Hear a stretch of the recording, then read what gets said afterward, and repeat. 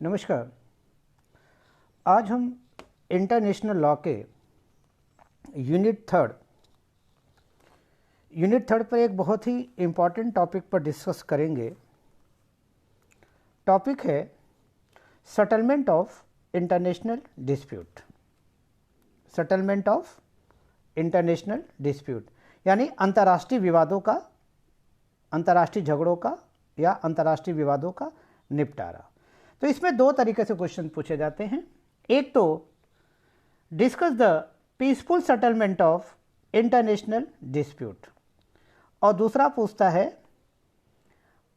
Compulsive means, discuss the compulsive means for the settlement of international dispute. तो आज का जो टॉपिक है, क्वेश्चन है discuss the various compulsive means for the settlement of international dispute यानी अंतर्राष्ट्रीय विवादों को निपटाने के बलपूर्वक तरीकों की विवेचना कीजिए। ये जो क्वेश्चन है, ये अगर हम पिछले साल के प्रश्न पत्रों का रीड करें, क्वेश्चन पेपर्स को रीड करें, तो ये कई बार पूछा जा चुका है। जैसे ये जो है 2014 में पहला ही क्वेश्चन ये लॉन्ग के रूप में पूछा है और इसके अलावा 2014 में जो दूसरा शॉर्ट नोट है वो इसी से रिलेटेड है।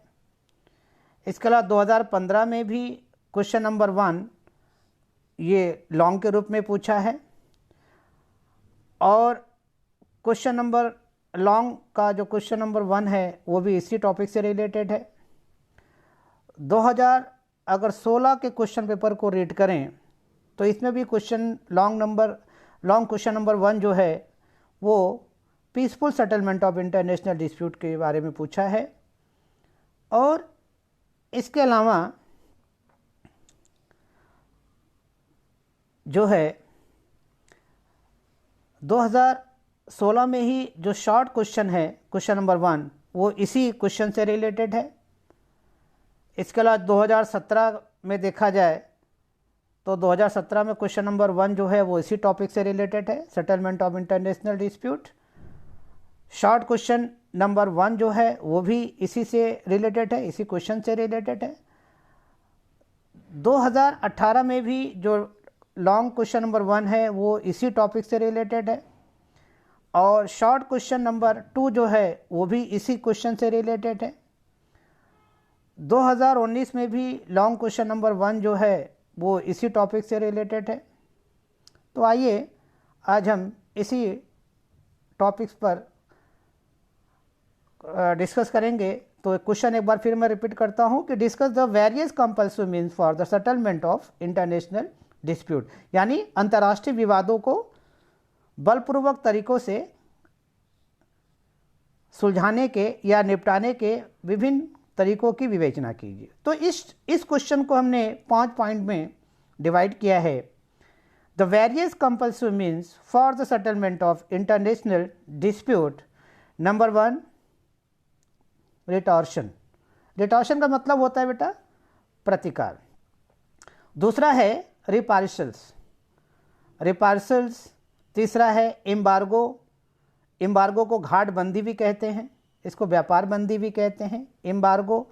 चौथा है पैसिफिक ब्लॉकेडी। पैसिफिक ब्लॉकेडी का मतलब होता है शांतिपूर्ण नाकेबंदी। और पांचवा है इंटरवेंशन। इंटरवेंशन का मतलब होता है हस्तक्षेप। Compulsory or coercive means for the settlement of international dispute are non-peaceful method. Such measures involve a pressures or force on a state to settle the dispute. However, the use of compulsive measure does not mean the use of armed forces in all the cases. Normally, they include those measures which are short of war. They are as follows. Number 1 रिटॉर्शन। रिटॉर्शन का मतलब ये उसी तरह का जैसे tit for tat, प्रतिकार। Retortion is a technical term. Retortion is a technical term for retaliation. It is based to some extent on the principles of tit for tat, यानी ये शब्द वैसा ही है उसी तरीका का जैसे tit for tat, यानी जैसे को तैसा. tit for tat, when an act is done by a state similar to that done earlier by another state, it is called retortion. The purpose of retortion is to take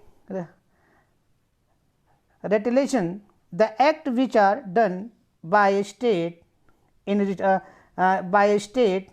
retortion are not illegal. In other words, they are permitted under international law. Second point, reprisals. The term reprisals include the employment of any coercive measures by a state for the purpose of securing redress. Thus, the main purpose of the reprisal is to compel the delinquent state to discontinue the wrongdoing or to pursue it or both. If a dispute has arisen due to an unjustified or illegal act of a state, the other state may take any coercive measure against that state to settle the dispute. Number third point, third method, embargo. यानी इसको घाटबंदी भी कहते हैं, इसको व्यापार बंदी भी कहते हैं. The term embargo is a Spanish origin, ये स्पेन का वर्ड है. The embargo is of Spanish origin. Originally it mean detention, इसका मतलब होता है अवरोध, detention. But in international law it has the technical meaning of detention of ship in port, यानी जहाज़ों का शिप को रोकना, अवरुद्ध करना ही इसको एम्बार्गो कहा जाता है. Ship in port has a define embargo as the detention within the national domain of ship or other property otherwise likely to find their way to foreign territory. Embargo may be applied by a state in respect of its own vessels or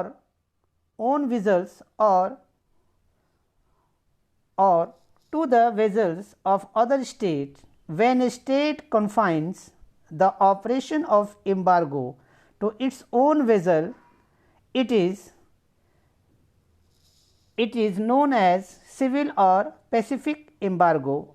Such an operation is intended in accordance to an order issued by state authorities in order to limit or interpret